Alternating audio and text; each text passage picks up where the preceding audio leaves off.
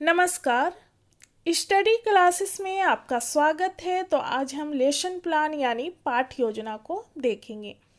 आज का जो विषय है वह है भूगोल, जबकि जिस टॉपिक यानी जिस प्रकरण पर लेसन प्लान बनाना है वह टॉपिक है जल संसाधन।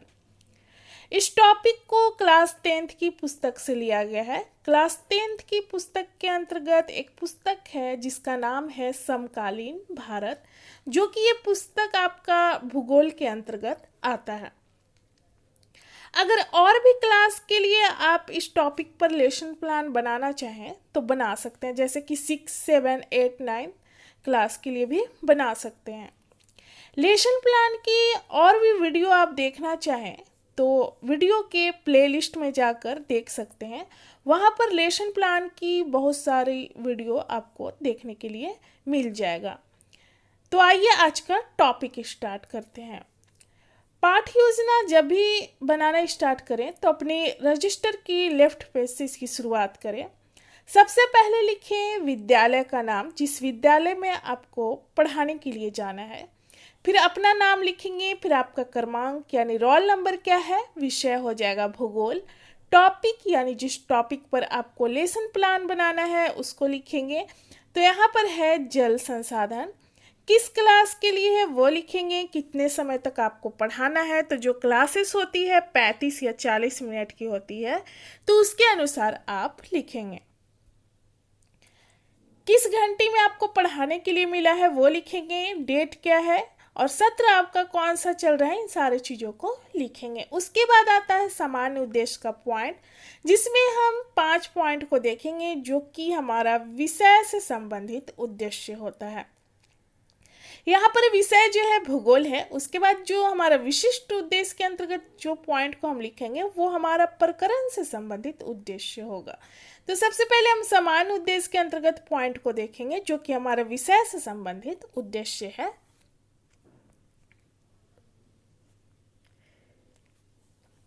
पहला है छात्रों में भूगोल विषय के प्रति रुचि उत्पन्न करना। दूसरा है छात्रों को भौगोलिक तथ्यों का ज्ञान कराना। तीसरा है छात्रों को भौगोलिक परिस्थितियों का ज्ञान कराना। चौथा है छात्रों का सामाजिक व मानसिक विकास करना। और पांचवा है छात्रों को सामाजिक विज्ञान की दैनिक जीवन में उपयोगिता बताना। उसके बाद विशिष्ट उद्देश्य में हम देखेंगे 5 पॉइंट, जिसमें हम प्रकरण से संबंधित उद्देश्य को देखेंगे। जैसे कि हमारा प्रकरण जो है, टॉपिक जो है लेसन प्लान का, वो है जल संसाधन। तो इससे संबंधित उद्देश्य को देखेंगे। पहला है छात्र जल संसाधन के बारे में जानकारी प्राप्त कर सकेंगे। दूसरा है छात्र अपने दैनिक जीवन में जल के महत्व को समझ सकेंगे। तीसरा है छात्र जल एवं बहुउद्देशीय नदी घाटी परियोजना के लाभ तथा हानि के बारे में जानकारी प्राप्त करके व्याख्या कर सकेंगे। चौथा है छात्र जल संसाधन से संबंधित विषय को चार्ट पेपर द्वारा प्रदर्शित करने का कौशल विकसित कर सकेंगे। और पांचवा है छात्रों में जल संसाधन से संबंधित पत्र पत्रिकाओं को पढ़ने की रुचि विकसित हो सकेगी। अब उसके बाद हम राइट पेज में आएंगे, यहाँ पर देखेंगे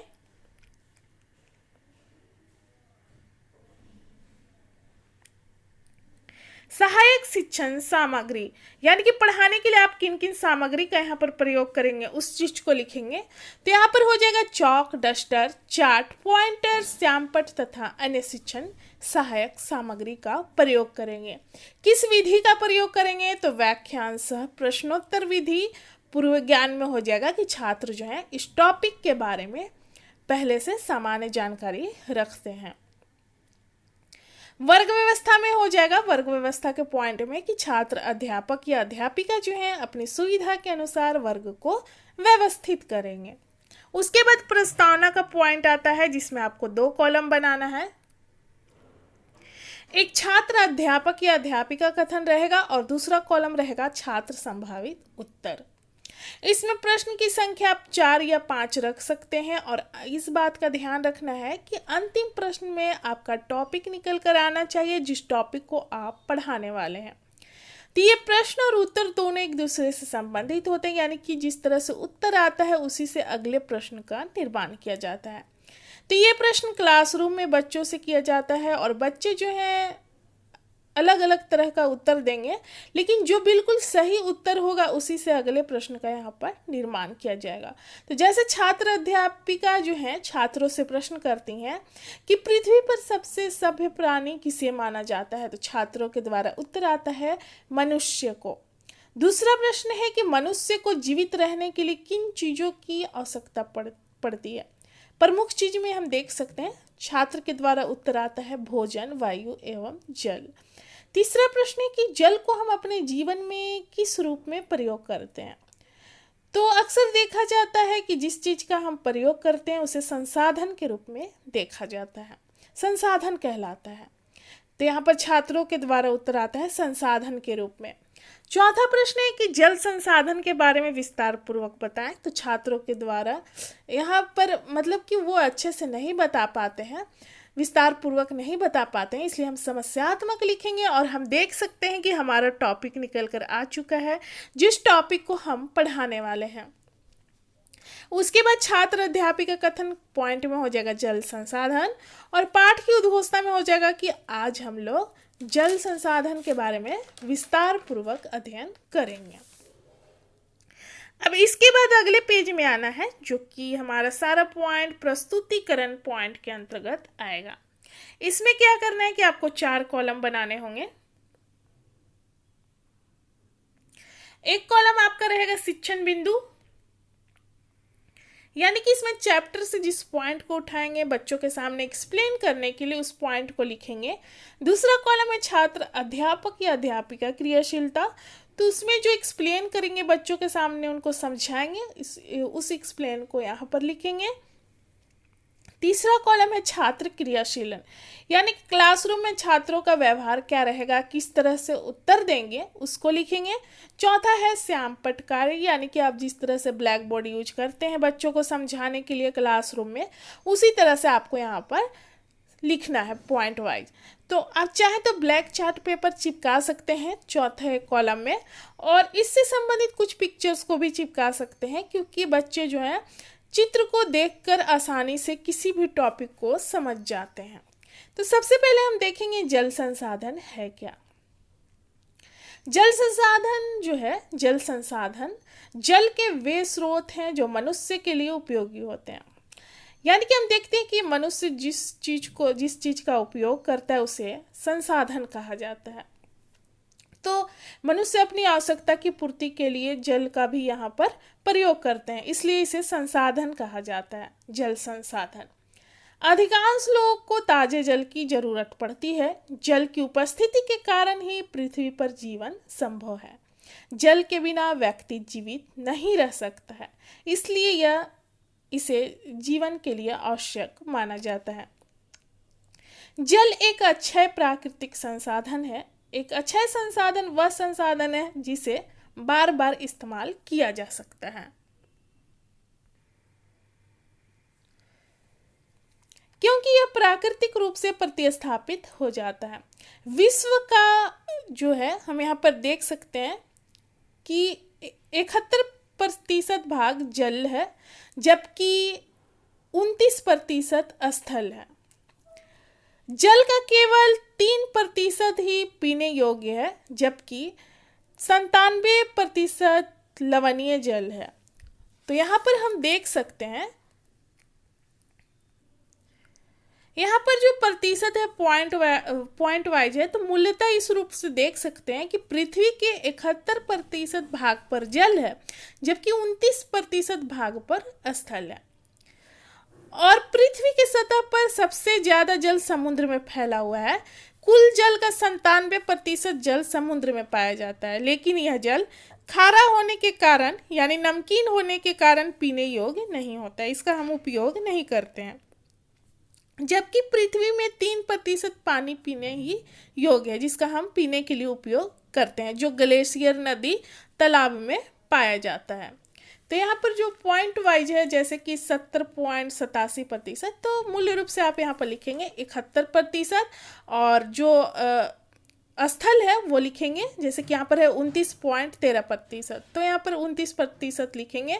और जो जिसका हम पीने के लिए उपयोग करते हैं तो उसको लिखेंगे 3%, और लवणीय जल यानी कि जो समुद्र में पाया जाता है उसको लिखेंगे 97%। तीसरे से प्रश्न करती हैं छात्र अध्यापिका छात्रों से कि पृथ्वी के कितने प्रतिशत भाग पर जल है।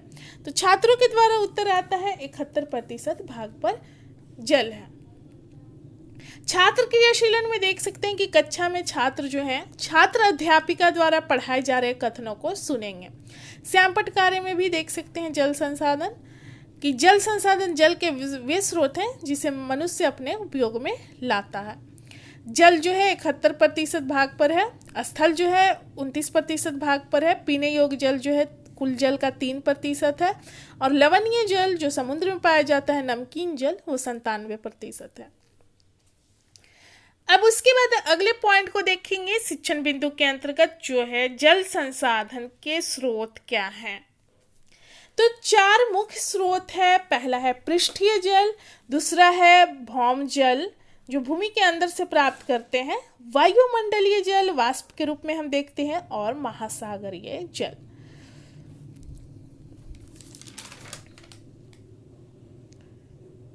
यानी कि समुद्र से हम प्राप्त करते हैं। तो सबसे पहले देखेंगे पृष्ठीय जल। नदी, झील तथा छोटे बड़े जलाशय में पाए जाने वाला जल पृष्ठीय जल कहलाता है। यानी कि भूमि के ऊपर हम देखते हैं कि नदी, झील के रूप में हम यहाँ पर देख सकते हैं। इसके जो स्रोत हैं वो है नदी, तालाब, झील। पृष्ठीय जल के जो स्रोत हैं वो है नदी, तालाब, झील, ये भूमि के ऊपर पाए जाते हैं। भौम जल जो है भूमि के अंदर पाए जाने वाला वह जल जो एक अवैध चट्टान के नीचे पाया जाता है उसे भौम जल कहते हैं। जैसे कि बोर के द्वारा हम देखते हैं पानी निकाला जाता है, नलकूप के द्वारा हम प्रयोग करते हैं पानी का। कुआं तथा ट्यूबवेल इसके प्रमुख स्रोत हैं। तीसरा है वायुमंडलीय जल। वायुमंडल में पाए जाने वाला जलवायु जल जो है वायुमंडलीय जल कहलाता है। वायुमंडल में पाए जाने वाला जल, यह जल वाष्प के रूप में होता है, अतः इसका उपयोग नहीं किया जाता। यहाँ पर देख सकते हैं छात्र क्रियाशीलन में कि छात्र जो है श्यामपट्ट पर लिखे जा रहे वाक्यों को अपनी कॉपी में लिखेंगे, और श्यामपट्ट कार्य में देख सकते हैं कि जो स्रोत है पृष्ठीय जल, भौम जल, वायुमंडलीय जल और महासागरीय जल है। अब चौथा पॉइंट हम देखेंगे अगले पेज में। महासागर में पाए जाने वाले जल महासागरीय जल कहलाता है। इसका उपयोग जल परिवहन तथा मत्स्य उद्योग में होता है।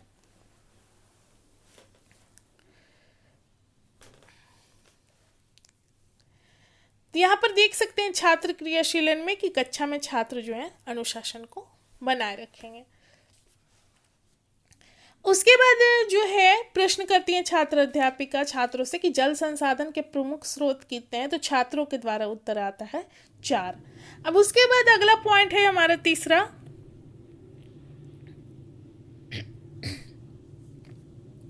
वह है बहुउद्देशीय परियोजना। तो इसे नदी घाटी परियोजना के रूप में देखा जाता है। ऐसी परियोजना जिसमें विकास की कई उद्देश्य की पूर्ति एक साथ होती है, जिसे हम बहुउद्देशीय परियोजना कहते हैं। एक बहुत सारे विकास की उद्देश्य की पूर्ति एक साथ होती है, इसलिए बहु लगाया गया है। यहाँ पर बहुत सारे उद्देश्य की पूर्ति करती है, जिसे बहुउद्देशीय परियोजना कहते हैं। इस परियोजना के अंतर्गत जैसे कि नदी घाटी परियोजना के अंतर्गत बाढ़ को नियंत्रित किया जाता है बांध बनाकर, मछली पालन किया जाता है, विद्युत आपूर्ति बिजली की आपूर्ति की जाती है, खेती की सिंचाई के लिए पानी की सुविधा उपलब्ध हो जाती है आदि जैसे कई उद्देश्य की पूर्ति एक साथ की जाती है। यहाँ पर देख सकते हैं कि हीराकुंड, भाखड़ा नंगल आदि भारत के प्रमुख नदी घाटी बहुउद्देशीय परियोजना है। नेहरू जी ने इसे आधुनिक भारत का मंदिर कहा था। बहुउद्देशीय नदी घाटी परियोजनाओं को आधुनिक भारत का मंदिर कहा था। उनका मानना था कि इन परियोजनाओं के चलते कृषि और ग्रामीण अर्थव्यवस्था, औद्योगिकरण और नगरीय अर्थव्यवस्था समन्वित रूप से विकास करेगी। इस बहुउद्देशीय परियोजना का उद्देश्य है कृषि हेतु सिंचाई की सुविधा उपलब्ध कराना, बाढ़ पर नियंत्रण करना, जल विद्युत का उत्पादन करना, मृदा अपरदन पर नियंत्रण करना, उद्योग धंधे का विकास करना, मछली पालन का विकास करना, जल परिवहन का विकास करना। अतः जल हमारे लिए बहुत आवश्यक है, हमें इसका संरक्षण करना चाहिए व जल प्रदूषण को रोकना चाहिए ताकि यह हमारे लिए एक संसाधन बना रहे, यानी कि उपयोग के लायक बना रहे। इसे समझाने के बाद छात्र अध्यापिका जो है छात्रों से प्रश्न करती हैं। प्रश्न है कि बहुउद्देशीय परियोजना को आधुनिक भारत का मंदिर किसने कहा था? तो छात्रों के द्वारा उत्तर आता है पंडित जवाहरलाल नेहरू ने। यहाँ पर देख सकते हैं श्याम पट्टकार में नदी घाटी परियोजना जो एक साथ कई उद्देश्य की पूर्ति करती है, जिस कारण इसे बहुउद्देशीय परियोजना कहते हैं। जैसे उद्देश्य है सिंचाई की सुविधा उपलब्ध कराना, बाढ़ नियंत्रण, जैसे बांध बनाकर हम बाढ़ नियंत्रण करते हैं, सिंचाई के लिए पानी जुटा सकते हैं, जल एवं मृदा संरक्षण, यानी कि बाढ़ नहीं आएगा तो यहाँ पर मृदा का अपरदन भी नहीं होगा बल्कि हम उसे संरक्षित कर सकते हैं, जल विद्युत उत्पादन, जल परिवहन, पर्यटन का विकास करना, मछली पालन, कृषि एवं औद्योगिक विकास आदि। अब जो प्रस्तुतिकरण के अंतर्गत पॉइंट्स है यहाँ पर समाप्त होता है। फिर हम अगले पेज में आएंगे जिसमें छात्रों का मूल्यांकन करेंगे।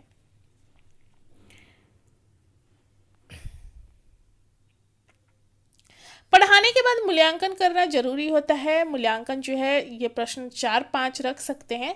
ये प्रश्न जो है बच्चों से क्लासरूम में ही किया जाता है और बच्चे इसका आंसर क्लासरूम में ही देते हैं। जैसे कि प्रश्न है जल संसाधन किसे कहते हैं, दूसरा है पृथ्वी के कितने प्रतिशत भाग पर जल एवं स्थल है, तीसरा है कि पृथ्वी के कितने प्रतिशत भाग पानी पीने योग्य है, और चौथा है जल संसाधन के प्रमुख स्रोत कौन कौन से हैं, और पांचवा है बहुउद्देशीय परियोजना क्या है।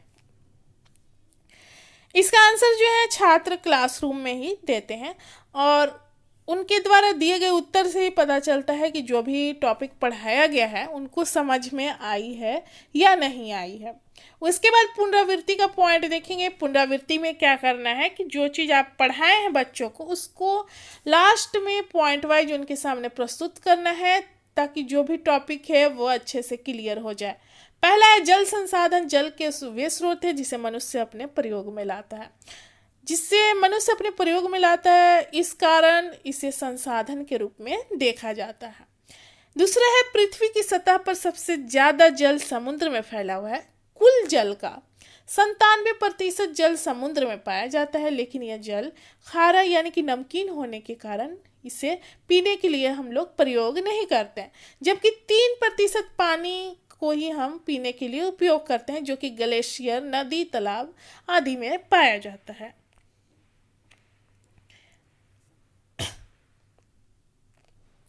पृथ्वी के 71% भाग पर जल है, जबकि हम 29% भाग पर स्थल देखते हैं। बहुउद्देशीय परियोजना के बारे में देखेंगे कि ऐसी नदी घाटी परियोजना जिसमें विकास की कई उद्देश्य की पूर्ति, बहुत सारे उद्देश्य की पूर्ति एक साथ होती है, इस कारण इसे बहुउद्देशीय परियोजना कहते हैं। जैसे सिंचाई, मत्स्य पालन। नदी घाटी परियोजना में हम देख सकते हैं कि सिंचाई, मछली पालन, कृषि एवं औद्योगिक विकास आदि की पूर्ति में यह सहायक होती है। उसके बाद गृह कार्य यानी कि बच्चों को होमवर्क देंगे तो प्रश्न की संख्या आप 2-3 रख सकते हैं। प्रश्न है जल संसाधन क्या है, और दूसरा प्रश्न है जल संसाधन के प्रमुख स्रोत कौन कौन से हैं। तो जो लेसन प्लान यानी पाठ्य योजना है यहाँ पर समाप्त होता है। मिलते हैं अगले वीडियो में अगले लेसन प्लान के साथ। धन्यवाद।